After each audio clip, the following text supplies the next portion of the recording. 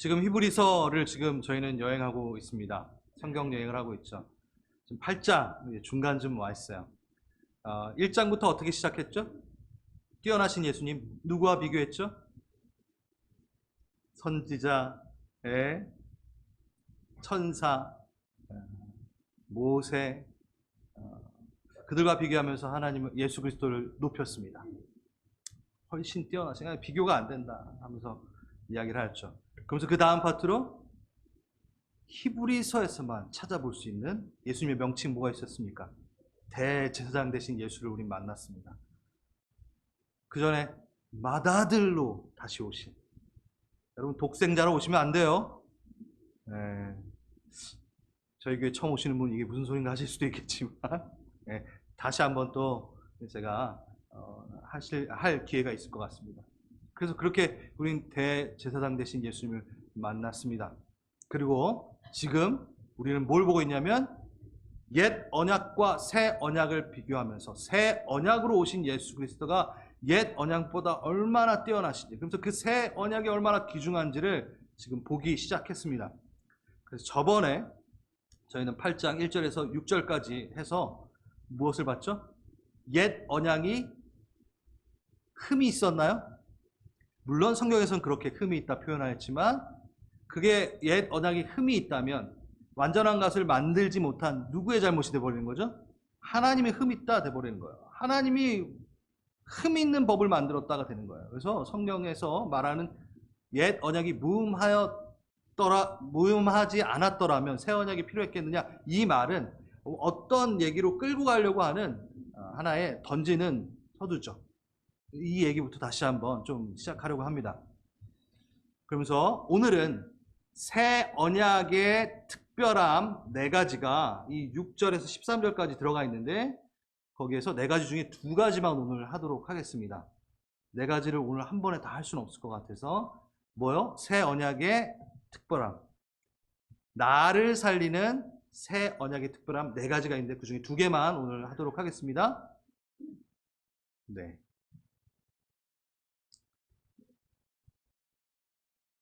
나를 살리는 새 언약의 특징, 특별함. 첫 번째, 여러분 제가 적용 질문지 셀별로 보내드렸는데 그거 보고 참조하셔도 됩니다. 출애굽 때 세운 옛 언약과는 다르다. 이게 새 언약의 특징입니다. 출애굽 때 세운 언약과 옛 언약과는 다르다. 다시 한번, 여러분 옛 언약이 흠이 있는 게 아니었다. 옛 언약이 나쁜 언약이었나? 그렇지 않았습니다. 여기 6절 한번 볼게요. 그는 더 좋은 약속으로 세우신 더 좋은 언약의 중보자시니라. 이건 뭐죠? 좋은 언약이었는데 더 좋은 언약으로 새 언약이 온 것이다 라는 것으로 지금 이야기하고 있는 거죠. 그래서 우리는 저번에 그 옛 언약의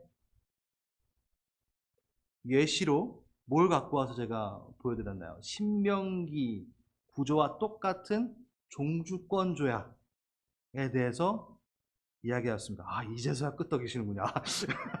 기억이 이제 나시는군요. 그렇죠? 어땠나요, 여러분? 철기 문명으로 유명한 해족속이죠. 우리 성경에서는 그들이 약소국과 조약을 맺었던 것이 발견이 됐어요. 그전에는 그런 카더라 통신처럼 그런 조약이 있더라 했는데 실질적으로 그 비문을 전문을 3개의 전문을 발견을 합니다. 고고학적으로. 그런데 누가 제일 많이 놀랐다고요? 성경학자들이 제일 많이 놀랐어요. 왜냐면 그 구조가 신명기 구조랑 똑같았어요. 그러면 신명기는 뭐죠? 하나님과 이 백성들이 맺은 무슨 조약? 종주권 조약인 거죠. 주가 있고 종이 있고. 그러면 이 종주권 조약이 너무나 합리적이고 참 약한 자를 배려하는 조약이었나요? 그렇지 않죠. 힘이 있는 나라가 작은 나라를 압력을 주면서 뭐하죠? 조공을 바치게 하고 뺏고, 그런 불합리한 비인격적인 조약이었는데 신명기를 보니까 어땠나요? 정말 비인격적으로 주님께서 우리와 이 옛 언약을 맺으셨나요? 절대 그렇지 않았었습니다. 내가 너희들 모든 압제로부터, 모든 기근으로부터 내가 다 보호해 줄 거야. 내가 보호해 줄 거야. 그러니까 너 부모 공경해라.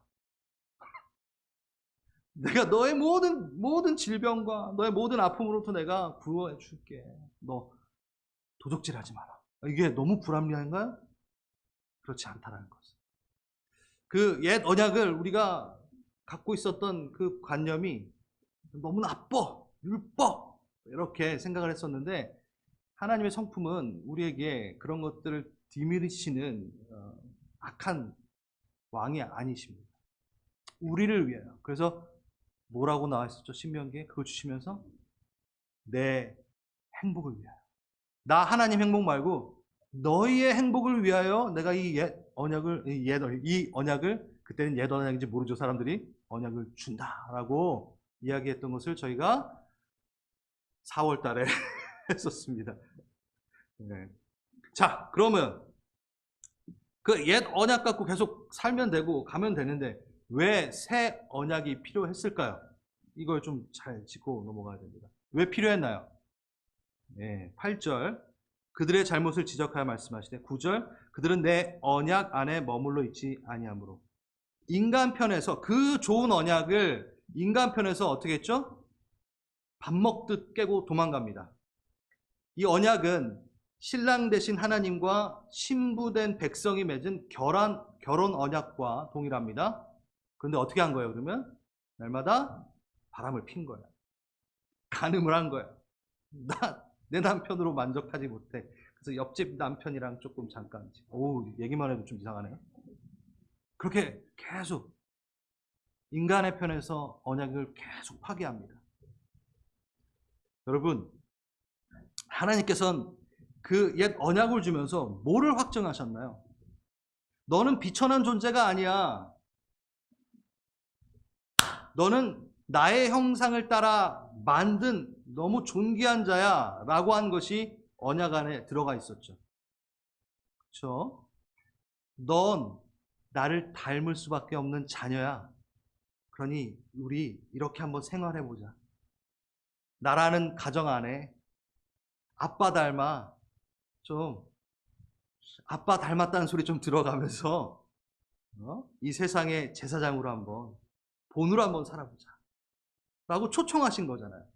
비천한 자에서, 종된 자에서 자녀로, 왕으로 초청하신 겁니다. 그런데 계속 도망갑니다. 원래 너 본 모습은 나를 닮아서 살인도 즐겨하지 않고 이웃의 것도 탐내지 않고 거짓 증거도 안 하는 참 귀한 나의 형상 닮은 나의 자녀라고 얘기를 했는데 계속해서 도망갑니다. 여러분, 솔직히 이 옛 언약은요, 하나님의 성품을 다 보여준 게 아니에요. 하나님의 성품 중에 아주 낮은 수준 정도만 우선 가르치는 단계였던 거죠. 아이 다루듯. 하나님의 성품이 살인하지 않으시고 이웃 것을 탐내는 그 정도 수준은 아니잖아요. 그렇죠? 하나님은 완전한 거룩이신데 정말 아이 다루듯 그 옛 언약으로 이렇게 초청하고 계셨던 거예요. 그런데 나는 다시 종으로 돌아갈래요. 신부, 자녀 모르겠고 하나님 형상 모르겠고 난 그냥 원숭이로 살래요. 진화론이 그거죠. 난 하나님 형상이 아니라 난 원숭이로부터 왔습니다. 원숭이답게 살려니까 내버려 두세요. 아니요, 양서류였죠 저는. 아니요, 아메바부터 시작했잖아요. 아니요, 전 먼지였습니다. 하나님의 그 존귀한 부르심에 저는 합당하지 않은 것 같아요. 그냥 전 원숭이로 살겠습니다. 지금 그러고 있는 거예요. 하나님을 대적하고 하나님의 그 존귀한 초청을 받아들이지 않고. 실제적 그 근본적인 문제는 전적인 비천함, 전적인 타락을 그 인간이 벗어나지 못하고 있다는 거예요. 자신의 존재 가치를 깨닫지 못하고 거기에서 벗어나지 못하고 종으로 계속 있겠다라고 선포하고 있는 거죠. 언약을 깬다라는 것은. 그래서 옛 언약은 어떤 기능을 하게 됐냐면 우리가 타락된 존재라는 것을 알려주는 기능으로 밖에 사용되지 못하는 처지가 돼버린 거예요.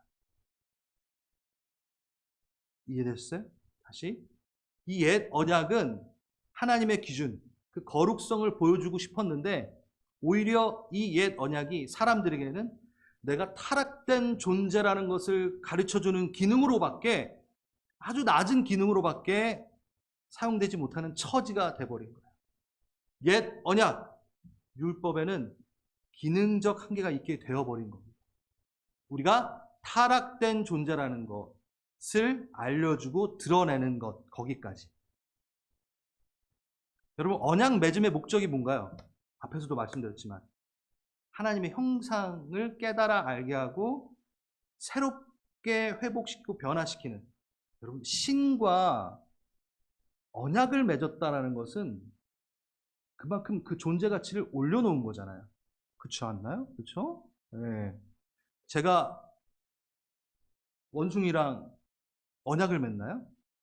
약속, 원숭이야, 안녕, 내가 약속할게, 개구리야, 이렇게 하나요? 약속을 했다라는 것은 그 존재 가치를 올려놓은 거예요. 자기와 비등하게. 그러니까 그것을 지금 버린다라는 거죠. 계속해서 우리.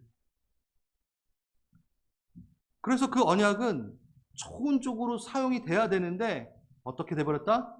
나는 타락되고 비천한 존재인 걸 드러나기만 하는 기능으로밖에 사용이 안 되어지는 거예요. 그래서 하나님은 이제 작정하십니다. 야, 이 옛 언약 갖고는, 그러니까 하나님이 계획이 없으셔서 그런 게 아니라 작정하십니다. 내가 손잡고 같이 좀 걸어가려고 그랬는데 얘가 걷지를 못하네. 아니, 걷는 거 보고 서 있지도 못하네. 그냥 주저앉아 있네. 그래, 그럼 업고 가자라고 하신 거예요. 업고 가자.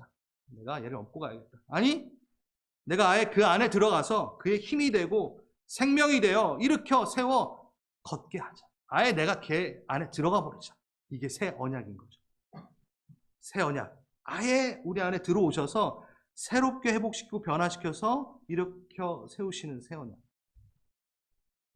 이 부분은 다음 주에 좀 더 자세하게 내 마음과 생각 안에 그 언약을 집어넣는다. 이것으로 좀 더 풀이해드리겠습니다. 그러면 또 질문을 하셔야 돼요. 아니, 그럼 그냥 처음부터 완전하게 새롭게 회복시키는 새 언약을 맺으시지 왜 옛 언약 그 다음에 새 언약 이렇게 수고를 하시나? 네? 또 이런 질문을 하셔야 돼요. 원래 왜 그렇게 하셨냐면 옛 언약이 없었다면 새 언약을 바랄 수도 없는 무지의 상태였기 때문에 새 언약까지 계약하신 그분은 새 언약으로 바로 갈 수 있는 그것을 갈망하는 자조차도 안 되기 때문에 옛 언약으로 먼저 가르치신 겁니다. 죄가 뭔지도 몰라. 타락이 뭔지도 몰라. 그런데 뭘 회복시켜? 그러니까 이게 순서가 안 맞는 거예요. 인간이 그만큼 무지하고 아나무인 상태고 막 후한 무지 상태인 거죠. 자꾸 이렇게 하니까 여러분 좀 힘드시죠? 우리에겐 옛 언약, 율법을 통해 내 안에 의라는 것은, 선이라는 것은 단 1%도 찾아볼 수 없다는 전적인 타락이 들통나는 경험이 먼저 있어야지만이 내가 새 언약이 필요하구나. 그래서 옛 언약의 때가 있었고 두 돌판을 보이셔야 되는 때가 있었던 거예요. 그래야 내가 어디로 돌아가야 되는지를 알 수 있기 때문입니다. 만약에 옛 언약이 없었다면 기준이 없기 때문에 내가 어디로 돌아가야 되는지를 모르는 거예요. 어디로 돌아가는지를 가르치고, 그러니까 존재론적 질문이 가능하게 만드신 거죠. 이제 좀 사람 되게 만드신 거죠. 그래서 옛 언약은 좀 어려우신가요? 아니죠. 옛 언약은 전적인 타락이 들통나게 함과 동시에 옛 언약은 전적인 타락이 탁 들통나도록 함과 동시에 아주 중요합니다. 하나님과 나 사이에 중보자가 절대적으로 필요하구나를 깨닫게 해주는 게 바로 옛 언약입니다. 전적인 타락을 드러나게 하고 그 다음 뭐요? 이거 더욱 중요합니다. 뭘 바라게 해요? 중보자가 정말 필요하구나. 내가 살려면 이게 문제가 너무 많네. 이게 안 돼. 내 전적인 타락 때문에 주님을 하나님을 그 존재가 너무 좋은데도, 그것이 좋은데도 나는 계속 악으로 가고 있어. 이거 좀 어떻게 할 수가 없나? 하면서 뭘 바라봐요? 좀 어떻게 좀 해줘요. 중보자, 중재자, 나를 이끄시는 분을 갈망하게 됩니다. 그게 옛 언약이 하는 역할이에요. 거기까지만. 그래서 옛 언약은 어디로? 예수를 바라보게까지는 해요. 근데 그 예수 안으로 들어가진 못합니다. 예수를 깊게 생각하라. 네. 우리 히브리서 앞에서 계속 얘기했죠. 8장 1절 우리에겐 이런 대제사장이 우리에게 있나요? 디모데전서 2장 5절 하나님은 한 분이시오. 또 하나님과 사람 사이의 중보자도 한 분이시니 곧 사람이신 그리스도 예수라. 여러분, 부동산 중개인을 예를 한번 들어볼게요. 부동산 중개인이 한쪽만의 입장을 대변해주면 안 되잖아요. 그렇죠? 어떻게? 양쪽 입장을 공평하게 대변해 주어야 돼요. 그러니까 하나님 편에서도 오케이, 여기도 대변해 줄 수 있어야 되고, 뭐 어디도 인간에 대해서도 대변해 줄 수 있어야지 뭐가 되죠? 중재자, 중보자가 되는 거죠. 그래서 이쪽 저쪽, 이쪽에도 그렇고 저쪽에도 대표성을 지니고 있어야 돼요. 아무리 뛰어난 선지자라 할지라도, 사역자라 할지라도 그 중보의 자리를 차지하지 못합니다. 중보자. 그래서 성경은 분명히 유일한 중보자는 누구밖에 없다? 예수 그리스도밖에 없다. 그래서 옛날이 아니라 오래전에 장로교에서도 중보기도, 중보자라는 말을 쓰지 말자고 아예 얘기를 했어요. 나왔어요. 중보자라는 말은 우리가 감히 가질 수가 없다. 중보기도자라고 해야 된다. 라고 해서 그게 통과가 됐었어요. 근데 그냥 우리가 그냥 중보자라는 말을 쓰죠. 근데 솔직히 위험한 말입니다. 유일한 중보자는 누구밖에 없다? 네, 하나님 편에, 그리고 양쪽에, 그러니까 우리는 하나님 쪽에 서볼 수 없는 존재이기 때문에 우린 중보자는 아닙니다. 누구? 예수 그리스도가 필요하다. 대제사장이 필요하다. 제사장 말고 만인 제사장, 우리 다 제사장이에요. 근데 대제사장은 누구시죠? 목사님? 큰일 납니다. 여러분이 나를 죽이는 거예요, 그건. 유일한 대제사장 예수 그리스도. 여러분과 나는 제사장이에요. 저랑 파트가 다를 뿐이죠. 제가 앞에서 말을 많이 하니까 꼭 대제사장처럼 보일 수 있는데 네, 큰일 납니다. 그래서 옛 언약은 내가 음부의 자리에 있을지라도 찾아오셔서 나를 끌고 가시는 예수님이 필요하구나. 친절히 설득하시고 그 어느 때는 붙들어 끌고 오시기까지 하시는 예수님이 나에게 필요하구나. 그 중보자가 필요하구나. 이분이 나에게 있으면 됐지. 그거를 깨닫게 하는 것이 바로 옛 언약이고, 예수 안에 거하게, 예수 안에 들어가 있게 하는 그 언약은 새 언약이 됩니다. 옛 언약은 회복까지 못 갑니다. 그런데 새 언약은 새롭게 회복되는 것까지 갑니다. 그럼 여러분 어디까지 가셔야 됩니까? 새 언약까지 가셔야 됩니다. 새 언약에 들어가셔야 됩니다. 너무 중요한 언약입니다. 여러분 회복하셔야 됩니다. 누구의 형상으로? 하나님의 형상으로. 그럼 옛 언약만으로는 가능하지 않습니다. 그건 내가 할 수 있다는 착각인 거죠. 여러분 장갑이 있잖아요. 장갑이 무슨 형상으로 만들어졌나요? 손의 형상으로 만들어졌어요. 자, 우린 누구의 형상으로 만들어졌죠? 하나님의 형상으로 만들어졌어요. 한번 생각해 봅시다. 장갑이 나라고 좀 생각을 해보면, 장갑은 손의 형상으로 만들어졌는데 이 장갑에 손을 집어넣지 않고 발을 집어넣는다고 생각해 보세요. 어떻게 되나요? 장갑이 아프겠죠. 공허함이 있는 거예요. 채워지지 않아요. 장갑에다 발을 넣었으니 빈 곳이 있겠죠. 그렇죠? 어느 곳은 뿔뚝 튀어나오는 곳이 있겠죠. 과한 것이 있겠죠. 아프게 합니다. 여러분, 하나님으로 우리가 창조됐고 하나님의 형상으로 지음받았기 때문에 하나님이 들어오셔야지만이 우리는 완전해집니다. 안 찢어져요. 공허하지 않아요. 그게 바로 새 언약이라는 거예요.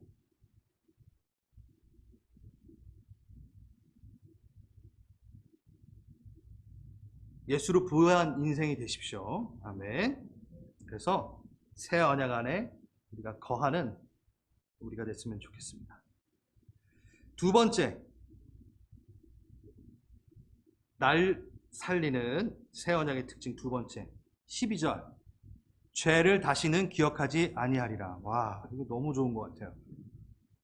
자, 한번 봅시다, 여러분. 죄를 다시는 기억하지 아니하리라. 여러분, 히브리서 이 새 언약의 특징 네 가지는요, 예레미야 31장 31절부터 34절까지의 내용이 그대로 가져온 거예요. 이거는 다음 주에 하겠습니다. 근데 34절, 31장 34절을 보면요, 제가 읽어드릴게요. 내가 그들의 악행을 사하고 다시는 그 죄를 기억하지 아니하리라. 여호와의 말씀이니라. 그렇죠? 똑같죠? 누구의 말씀이니라? 네, 죄를 다시는 기억하지 않으리라. 죄를 다시는 기억하지 아니하리라. 새 언약, 예수 그리스도의 보혈이 나를 딱 덮으면요, 그 안에 들어와 있으면 보혈이 딱 덮였기 때문에 우리의 죄는 안 보이는 거예요. 작정하신 거예요. 그렇게 하나님 작정하셨어요. 난 모른다. 어떻게? 잠깐, 전지전능하신 그분이 하나님이 모르는 게 하나 있대요. 이거 대박인 거 아닌가요? 네? 하나님 모르는 게 있대요. 유일하게 모르는 거 하나 있어요. 그래서 여러분, 나중에 하늘 올라가셔가지고 뭐 치킨 내기를 하시던가 할 때 하나님 모르는 거 있는데 뭐게요? 절대 못 맞히세요. 여러분 무조건 이기세요. 농담입니다. 아무튼 모르신다라는, 내가 예수의 이름으로 그의 변화하심으로 내 마음의 진심으로 회개한 죄는 전혀 모르시기로 작정하셨습니다. 아니, 모르십니다. 그걸 위에서만, 아니 이 땅에서부터 하나님은 모르신다라고 작정하신 거예요. 새 언약에 거하여 너가 정말 진정으로 회개한다면 난 그걸 모른다 얘기하시면, 이 정말 파격적이고도 진짜 귀중한 언약인 거죠. 여러분, 그 언약이 붙들려 있으셔야 돼요. 그 언약을 사모하셔야 됩니다. 근데 난 알아요. 난 알아요. 그리고 누구도 알아요? 사단도 알아요. 그래서 사단은 우리를 뭘 어떻게 공격하죠? 정죄합니다. 하나님은 다 잊어버리셨는데, 진정한 회개로 다 잊어버리셨는데 사단이 나를 공격합니다. 그리고 나 또한 나를 공격합니다. 여러분, 좀 담대해지셔야 돼요. 내가 진정으로 주님께 나아가 내가 회개했다면 사단이 그걸 얘기를 해도 난 몰라 이렇게 하셔. 정죄감이 아니라 죄의 깨달음은 중요합니다. 근데 정죄감에 들어가서는 안 됩니다. 여러분, 손을 이렇게 손에다, 저는 기도를 자주 할 때 이렇게 모션을 제가 좀 잘 움직이잖아요. 그렇죠? 모션을 좋아해요. 그래야지 기억에도 남고 확실하게 끝납니다. 그래서 내 안에 죄덩어리들, 이게 도저히, 그리고 문제들, 특히 내가 이걸 어떻게 손 쓸 수 없는 어려운 문제들 있잖아요. 그거 붙잡고 있으면 머리만 아프고 잠만 못 자요. 근데 자주 해요, 그걸 전. 마이크로 매니징 하려고 막 머리에서 돌리고 그러다가 제가 뭘 선택하냐? 그걸 이렇게 싸요. 보따리로 만들어요. 손에다 딱 올려요. 그래서 오늘 찬양에도 손을 올려들어 뭐 지성소를 만들고 너무 좋은 것 같아요, 이 찬양. 아무튼 거기에다 딱 넣어요. 문제와 나의 죄와 이 모든 것, 막 버리고 싶은 나의 죄, 반복되는 나의 죄, 그걸 탁 쌓아요. 주님, 이거 정말 너무 힘듭니다. 지겹습니다. 이거 주님 태워버립시다. 주님 태워주십시오. 그래서 주님께 딱 올려드려요. 그럼 주님이 토스를 딱 받으면서 그거를 착착착 팍 해가지고 불 쏘고 막 그냥 쫙 없애주세요. 그럼 제가 그때 어떻게 하냐면 텁니다. 그리고 교회에 이렇게 기도하고 딱 일어나요. 지금도 시원하네. 그게 새 언약이라는 거죠. 아멘.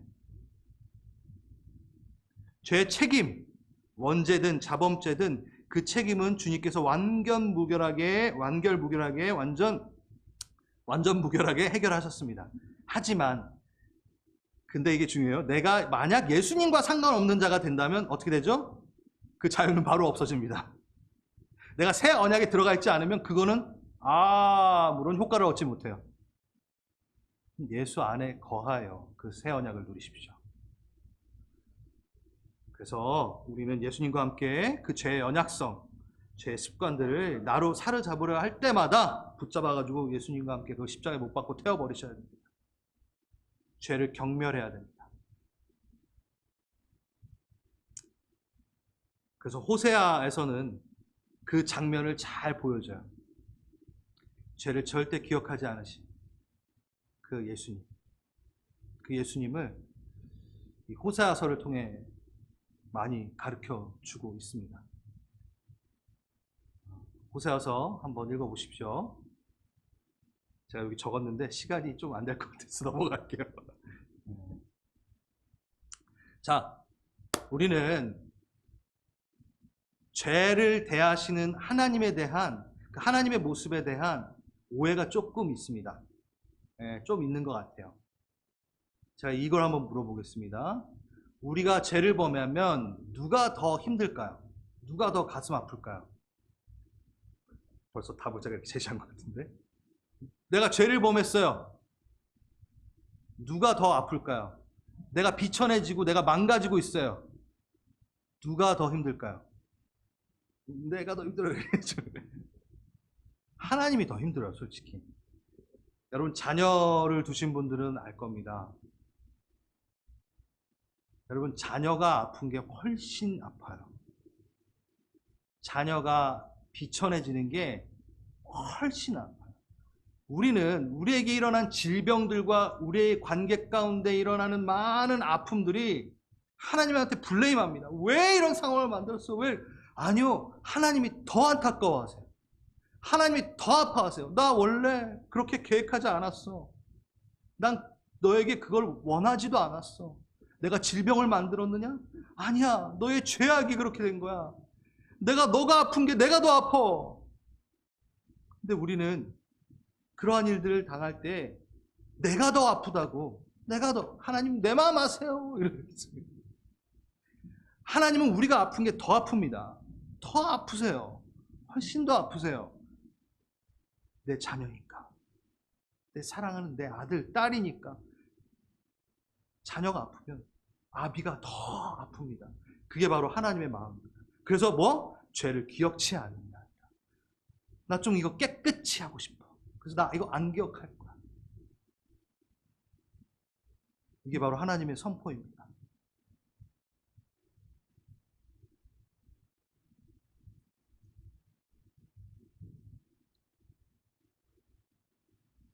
이걸 좀 얘기를 해야 될 것 같아요. 이거는 여러분, 라이온 킹이라고 애니메이션 보신 적 있으신가요? 네, 무파사. 그러니까 아빠가 무파사고 그 애기 아들 그 사자가 심바예요. 이게 이 애니메이션을 다 얘기할 수는 없으니까 아무튼 그 왕국의 룰이 있었습니다. 코끼리 무덤 쪽으로 가면 거기는 하이에나의 영역이기 때문에, 어둠의 영역이기 때문에 거기 가면 룰이 있었어요. 그런데 심바가 아빠처럼 용감하다는 걸 보여주고 싶어가지고 그놈의 그 여자친구 때문에 아무튼 가지고 막 이렇게 갑니다. 그래서 된통 당합니다. 그러다 아빠가 나타나가지고 확 다 해결하고 다시 그 아들을 찾아옵니다. 요 장면까지 기억하지 안 보신 분들은 죄송한데, 그러면서 심바가 이래요. 아빠가 그래요. 너 왜 거기 왜 들어갔니? 이 나라의 왕국에 룰이 있다. 그러니까 심바가 저는 다만 아빠처럼 용감한 것을 좀 보여주고 싶었어요. 하면서 얘기해요. 영어로 얘기한 거죠. 근데 아무튼 그 용감함이라는 것은 문제를 찾으러 다니는 건 용감한 게 아니다. 용감할 때 용감한 게 용감한 거다. 그 상황에 대해서 용감하게 하는 게 아무튼 이거 중요한 건 아니고, 그러면서 그 심바가 뭐라 그러냐면 아빠는 용감하지 않냐고. 아빠에게 좀 두려움을 찾을 수 없다고 딱 이렇게 얘기해요. 그러니까 무파사가 뭐라 그러냐면, 아니 나는 오늘 두려웠다. 무엇 때문에? 완전한 하나님, 아무튼 하나님을 대비하고 생각해 보십시오. 난 두려웠다. 오늘 너를 잃을까 봐. 와우, 전 되게 감동먹었는데.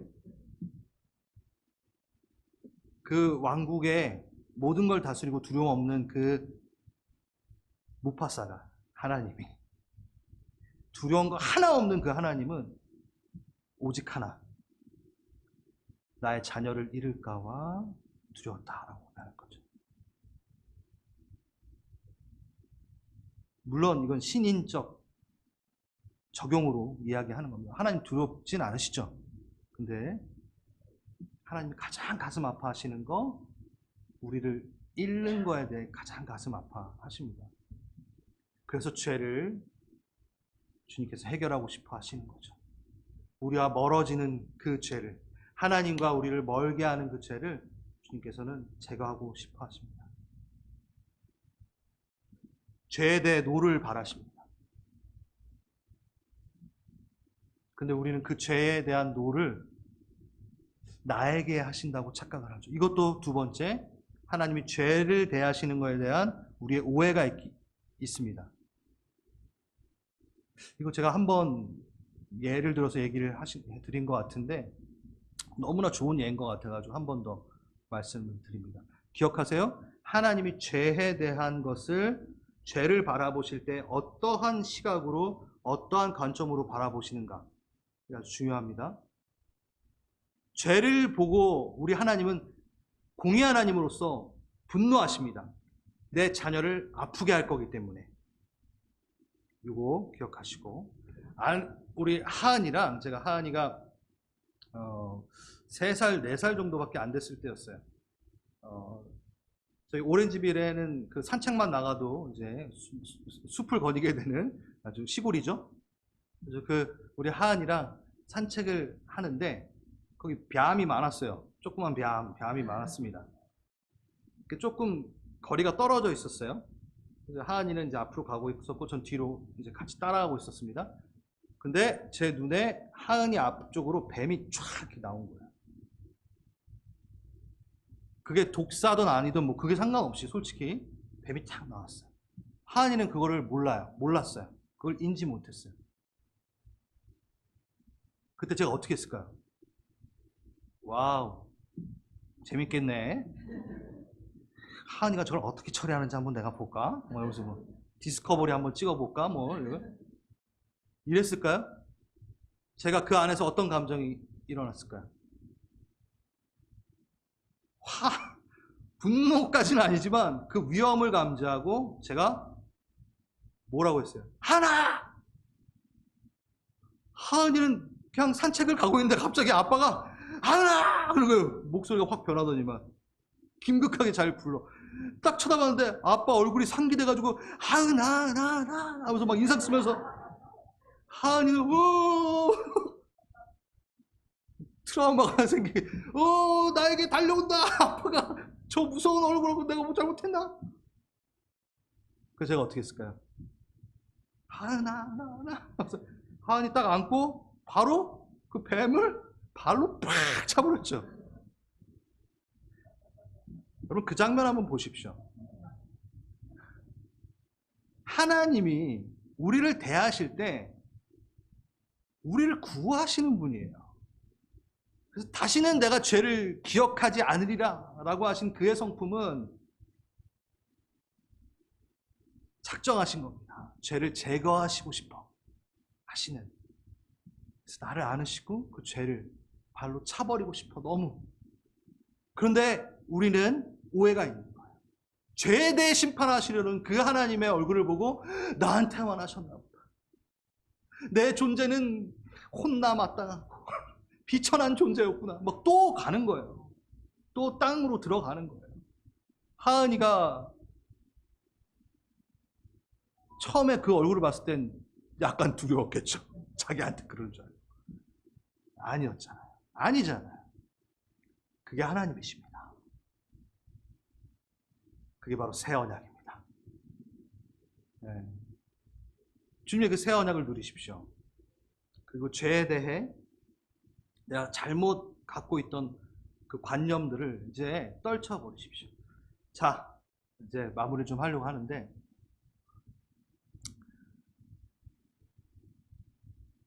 이 옛 언약과 새 언약의 관계를 제대로 이해하고 적용하는 인물이 성경에 나오죠.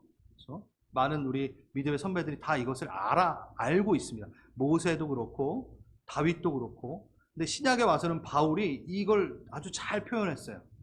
여러분, 옛 언약이 나쁘다고 했나요? 제가 계속 말합니다. 옛 언약은 우리가 뭐가 뭔자는지를 보여주는, 그렇게 사용되는 것으로 기능을 다하고 있고, 우리를 새롭게 하는 새 언약이 우리에게 필요하다. 그러니까 옛 언약과 새 언약이 적절하게 있어야 되는 거예요. 예, 율법을 폐하러 오시지 않으셨습니다. 예수님은 율법 하나님이 만드신 옛 언약은 문제가 너무 많아. 그러니까 나 그거 다 폐하고 내가 완전한 새 언약으로 왔어. 아니요, 예수님은 나는 옛 언약 율법을 폐하러 온 것이 아니라 완전케 하러 왔다라고 말씀하셨죠. 네. 그래서 그걸 바울이 알아요. 그래서 바울은 그 새 언약의 다시는 죄를 기억치 않으리라는 걸 알아요. 그래서 로마서 8장 1절, 그러므로 이제 그리스도 예수 안에 있는 자에게는 결코 정죄함이 없나니. 아멘. 혼자만의 확신도 아니었어요. 하나님의 행하신 이 일을 근거로 로마서 8장 전에 그 근거를 쫙 대면서 이게 딱 나오는 거예요. 나는 정죄함이 없나니 예수 그리스도 안에 있으면. 이 근거로 그래 얘기합니다. 그리고 감정도 느낌도 아닙니다. 이때 사용했던 용어가 법률 용어입니다. 나에겐 정죄함이 없나니, 난 심판이 없어. 나는 빚이 청산되었고 형벌도 없고 재판도 끝난 상태야. 완료형이야. 더 이상 고발이 되지 않아. 새 언약을 알고 있었던 거죠. 근데 바울은 디모데전서에서 이렇게 얘기합니다. 나는 죄인 중에 괴수라고. 나는 죄인 중에 우두머리라고. 옛 언약, 예수님의 기준을 보면서 내가 괴수인 것을 깨달아 알고 있는 거예요. 이 두 가지를 정확하게 알고 있는 거죠. 아니, 무슨 사이코패스도 아니고 두 인격을 갖고 있는 거야? 조증과 우증이야? 갑자기 좋았다가 갑자기 죄인 중에 괴수. 난 결코 정죄함이 없어. 난 죄인 중에 괴수만. 여러분, 쇼하는 게 아니라 이 두 가지를 정말 잘 알았던 거예요. 그러면서 이 바울이 고백한 그 이야기는 정확하게 뭐냐면, 법적인 처벌의 죄가 아닌 사랑의 관계에 대한 죄를 지었다라는 것을 알고 있는 겁니다.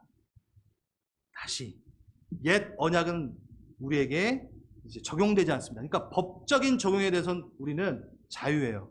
근데 관계적인 죄에 대한, 하나님을 사랑하지 않는 것에 대해서는 여전히 자기가 괴수라는 거죠.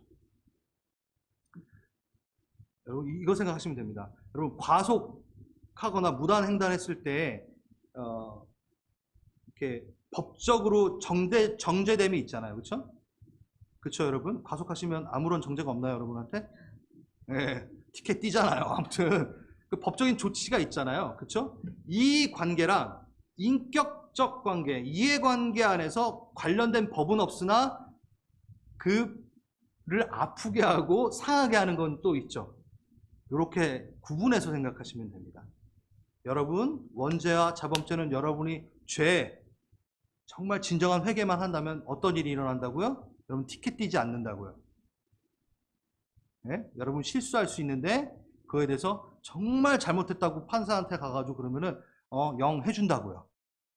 범칙금 안 낸다고요. 그렇게 적용하세요. 그런데 내 아내를 아프게 하고 정말 사랑하는 이해관계 안에서 내가 죄를 범하면 어떤 일이 일어나요? 마음과 마음이 다치잖아요. 그렇죠? 그것은 범칙금을 내고 뭐 그걸로 처리할 수 있는 게 아니잖아요. 바울은 그걸 알았던 거예요. 요거는 전혀 내가 자유해졌어. 이 부분에 대해서는 나한테 뭐 심판이 없어. 근데 뭐가 있어요? 내가 하나님을, 예수 그리스도를 사랑하지 않는 것에 대해서는 내가 끊임없이 죄인이고 괴수라는 것을 깨달아 아는 거죠. 새 언약으로 다시 들어가고 또 십자가의 나를 또 못 받고 이렇게 하는 겁니다. 네, 이게 좀 교리적으로 좀 더 얘기하려면 너무 어렵기 때문에 제가 정말 쉽게 좀 얘기를 해봤습니다. 그러니까 주님은 이거예요. 나는 너의 마음과 동기에 관심이 있지 너가 원칙을 지켜내는 그런 거에 대한 부분은 좀 2차적인 거야. 결혼을 했는데 부부가 법적으로는 부부이나 전혀 사랑하지 않아. 법은 안 어겨. 바람은 안 펴. 법 안에서 있어. 그런데 같은 집안에서 어떻게 해요? 전혀 사랑하지 않아. 난 이걸 원하는 게 아니야. 법도 잘 지키고 뭐요? 그 안에서 사랑을 하고 싶어. 인격적 관계를 맺고. 그게 새 언약이 완성되는 거죠. 의무만 남는 관계가 아니라 사랑으로 해결되는, 사랑으로 친밀감으로 깊어지는 관계. 그래서 정말 많이 제가 말씀드리잖아요. 원칙에 헌신하는 것보다 관계에 헌신하라고. 네? 아, 오늘 묵상 못했어.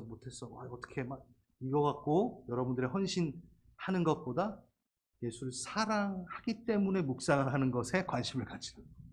아멘. 아멘. 모든 사람은 존재론적인 질문을 가지고 있습니다. 여러분 그렇지 않나요? 제가 요즘에 우리 그 아내랑 하엘이가 한국에 있는 기간 동안 고요한 시간을 좀 많이 보냈어요. 하엘이가 없으니까. 하엘이가 다시 이제 왔는데 자기는 시차 적응이 안 됐는데 새벽에 절 깨우면서 놀아달래요. 미치겠어요. 너무 피곤해요. 새벽마다. 아무튼 되게 고요한 시간을 보냈습니다. 뭐 지금뿐만이 아니라 여러분들 존재론적인 질문을 할 때가 어떤 큰 위험과 어떤 고난이 있을 때도 존재론적인 질문을 하면 내가 왜 여기 있지? 난 지금 뭐 하는 거지? 이런 질문을 할 때가 있어요. 근데 아주 고요할 때도 이 질문을 하죠. 저는 차를 타고 다니면서 그 바람 소리를 들으며 그 백색 소음이라고 하죠. 그게 들으면서 존재론적인 질문을 좀 할 때가 있어요. 뭐 그게 되게 멋있는 질문이라기보다는 이런 거예요. 나는 왜 있지? 여러분 안 하시나요? 이런 질문? 나는 누구며? 나는 갑자기 왜 캐나다에 와 있지? 네? 그런 질문 안 하세요? 난 왜 캐나다에서 목사를 하고 있지? 존재론적인 질문. 난 내가 왜 나지? 왜 추승호라는 이름을 갖고 있지? 저 이상하게 보시는 건 아니라 모르겠어요. 그런 존재론적인 질문을 하잖아요. 여러분 안 하시나요? 할게요. 그러니까 내가 잘 살고 있나, 잘 못 살고 있나 이런 원초적인 질문도 있지만, 당연히 실질적인 질문도 있지만 그걸 떠나서, 그러니까 내가 잘 살고 있나 안 살고 있나 어떤 그런 행위적인 거 말고 존재론적인 거. 어떻게 내가 여기 와 있지? 내가 왜 그런 거 있잖아요. 갑자기 제가 낯설어져요. 그러면 나를 3자 입장으로 갑자기 확 나와서 나를 보니까 내가 되게 어색해져요. 낯설어요. 이상한 사람처럼 적어보시나? 아무튼 그래요. 그래서 그 존재론적 질문은 중요합니다. 이 질문을 누가 했었냐면 철학자 하이데거가 이렇게 인생을 이렇게 논했어요. 그 존재론적 질문에 인간은 청탁 없이 이 세상에 내던져진 존재이다. 그러니까 어떤 특별한 의미 없이 그냥 내동댕이 쳐진 존재다라고 철학자는 말했어요. 근데 성경은 그렇게 얘기하지 않죠. 그러니까 인간이 이 세상에 올 때 누구하고 계약을 맺고 온 존재가 아니라고 사람들은 얘기합니다. 그냥 왔대. 그냥 태어났으니까 사네. 이거예요. 세상은. 그런데 우리는 뭐요? 언약을 갖고 나온 사람들인 거야. 언약 안에, 그러니까 계약을 맺고 청탁이 있고 목적이 있고 의미 있게 이 땅에 내동댕이 쳐진 게 아니라 부르심을 받은 거예요. 여러분 세상에 내동댕이 쳐지지 않았습니다. 그게 바로 언약 안에 있는 자가 갖고 있는 존재적 가치를 인식하는 겁니다. 존재론적 질문에 이렇게 답할 수 있는 겁니다. 나는 어디, 나는 뭐하고 있지? 이거에 언약 안에 내가 지금 거하고 있구나. 나는 아무 의미 없이 던져진 자가 아니라 하나님과 계약 맺은 자로 신이라는 이 온 우주를 창조하신 그분이랑 연관되어서 계약을 맺은 그 수준으로까지 올라가 내가 이 땅에 지금 거하고 있구나. 와우. 말씀이 있습니다. 예수님이 하늘로부터 나는 보냄을 받았다. 요한복음 10장. 왜? 자기에 맡겨진 양들에게 생명을 얻게 하고 더 풍성히 얻게 하려 이 땅에 왔노라. 우리에게 생명을 주러 이 땅에 오신 주님. 생명. 여러분 살생, 명할 명이에요. 재밌지 않나요, 여러분? 풀이해볼까요? 명령을 살라고 우린 생명이 주어진 겁니다. 명할 명이라고요. 살생 명할 명. 그러니까 태어났으니까 살지 이게 아니라 내가 생명을 갖고 있다는 거는 그 명령으로 살라고 내가 이 땅에 있는 거예요. 이게 기독교 윤리, 기독 철학 안에 들어가 있는 말인 거예요. 너무 죄송합니다. 어려운 말 아니죠. 윤리와 철학이. 생명을 갖고 있는 것. 여러분이 예수 그리스도가 여러분에게 생명을 주신 이유는 그냥 살아라가 아니라 언약을 맺고 계약을 맺고 뭐요? 명대로 살아라. 그래서 내가 생명이 있는 거야. 생명을 주신 것은 명대로 살게 하기 위한 하나님의 선물인 겁니다. 아멘. 아멘. 그 선물 이미 받고 계시고 그 안에 여러분 그 새 언약으로 또 한 주를 사실 분 우리 모든 성도님들 다 함께 일어나시겠습니다.